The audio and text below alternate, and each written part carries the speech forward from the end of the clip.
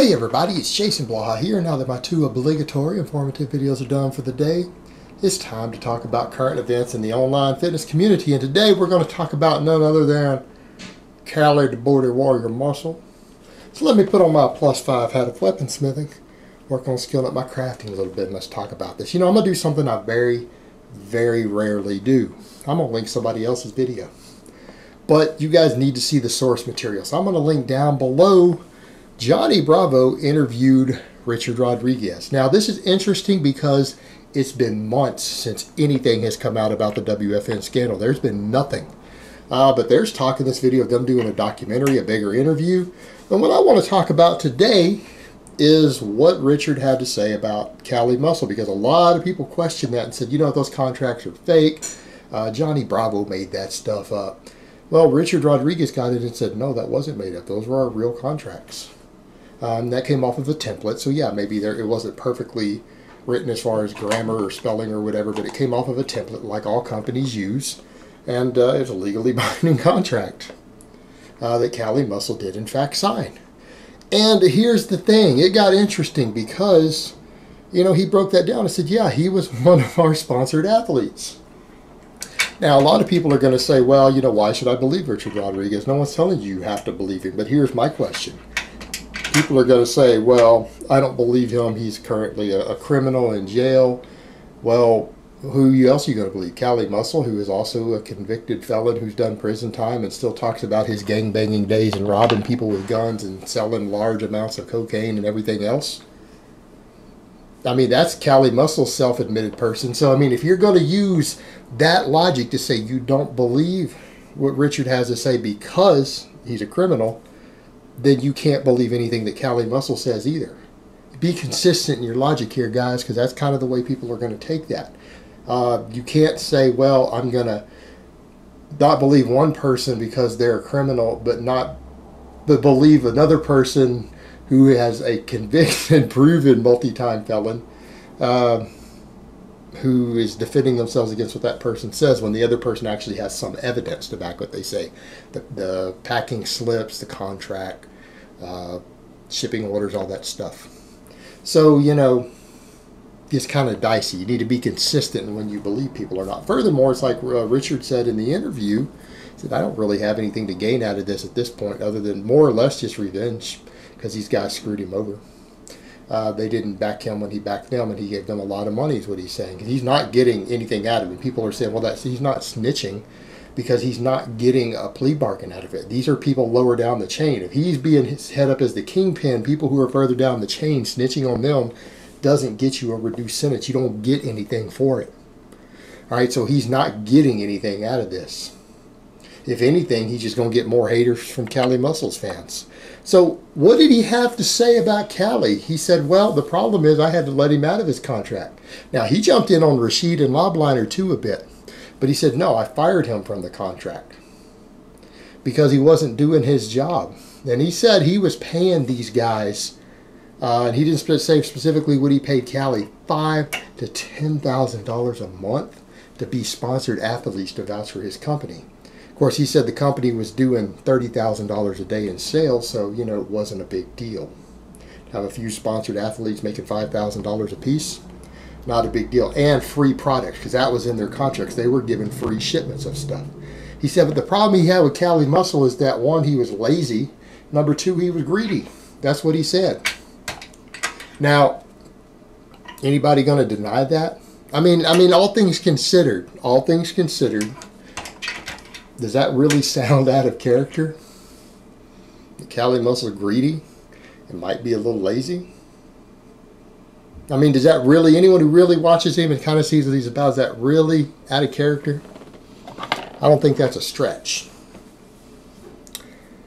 But he said he wouldn't do his job. I was paying him and he wasn't advertising the way I was paying him to, even though he had agreed to. My lawyers looked at it and said he's just not an asset. He's not profitable to have. We cut him loose out of his contract. He said, number two, he was really greedy with demands of the amount of product that he wanted. Again, that makes sense. Look at Callie's size. You guys think Callie uses just a little bit of stuff? I mean, seriously, the amount of size that he's carried, particularly a while back when he was bigger, before he started shrinking, does anybody think Cali just uses just a little bit. If you honestly think Cali Muscle only dabbles and uses a little bit of stuff to be that size, I have some real estate for sale. I want to sell you guys. I've got a really good deal on some oceanfront property in Arizona, if you believe that. Because you are gullible and stupid if you think that's the case. I got something to sell you. In fact, you need to get ready for a whole lifetime of being ripped off for the rest of your life if you really believe that. You really do. But he had to let him go. Now, here's the interesting thing. On a little caveat before we jump back in on the Booty Warrior, with all her stories about being in the penitentiary. You know, actually, man, he could probably share some of those stories with Richard. They need to talk, and, you know, Callie give him some tips on how to stay swole up in the penitentiary. How you get to the commissary, young blood. You get to the commissary, get you some tortillas and peanut butter, and then you take that D-bowl and you crush that up and sprinkle it on the peanut butter, roll that up and eat it. You get swole, player. But what's interesting, and I think even Brittany looked at that and said, man, Richard was kind of ballsy with the way they did this company, because they ran an illicit operation.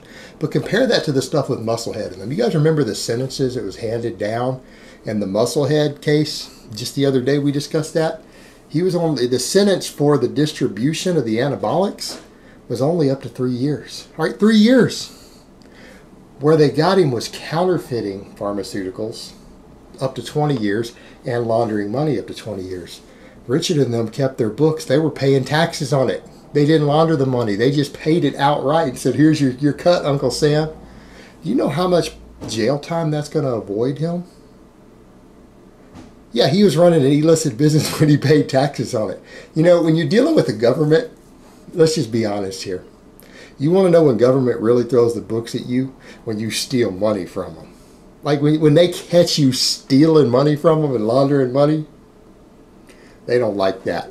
You want to talk about getting real jail penalties. You try to cheat the government out of money that they think they owe, that they think they deserve. They will come down on you. Same thing. You mess with big pharma, like Musclehead and them did, counterfeiting and using a big pharmaceutical company's labels. Oh, my friend, that will get you in way more trouble than selling drugs will. Right? Because you're now messing with big pharma. You know how much money they have? They protect their interests. Two people you don't mess with. You don't mess with the government's taxes, and you don't mess with the pharmaceutical companies or any big businesses' money.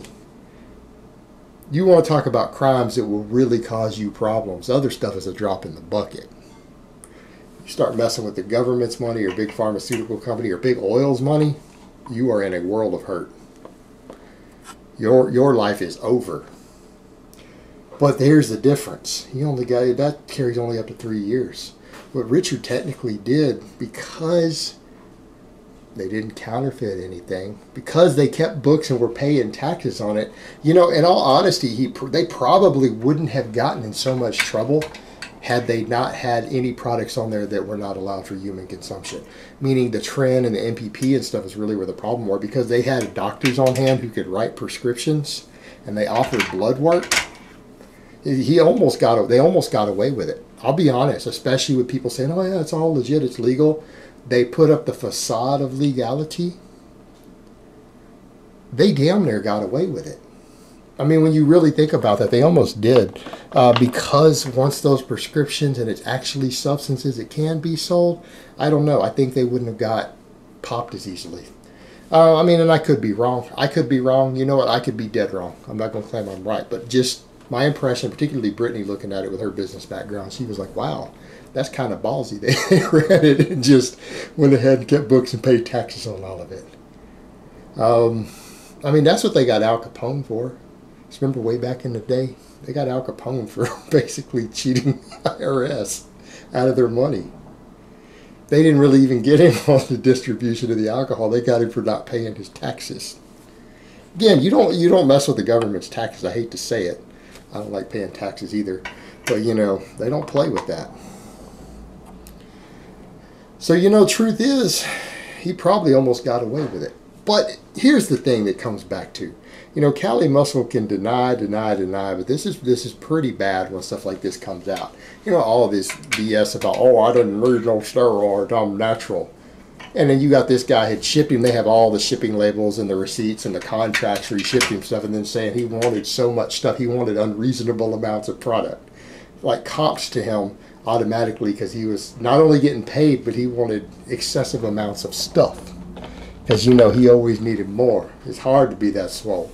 Like, you know, look how Cali Muscle trains. The guy doesn't exactly train that hard. He does a bunch of fluff and pump and half reps like all these other bodybuilding clowns.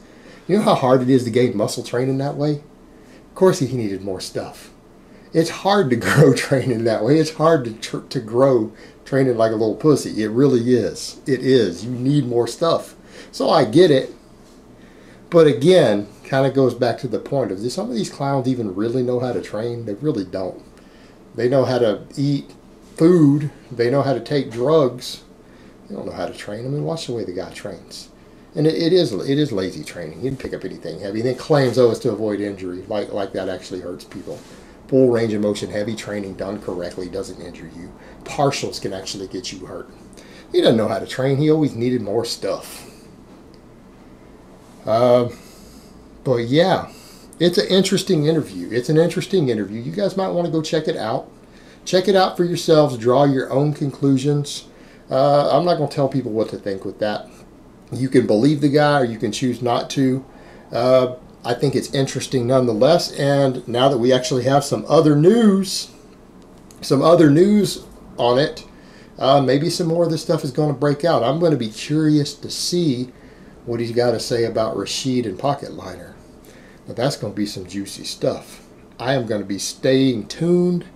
I will keep up with it, and I will inform all of you of whatever I happen to hear about it, what I see myself, and my own take on it. All right, guys, but that's really all I have to say on that today.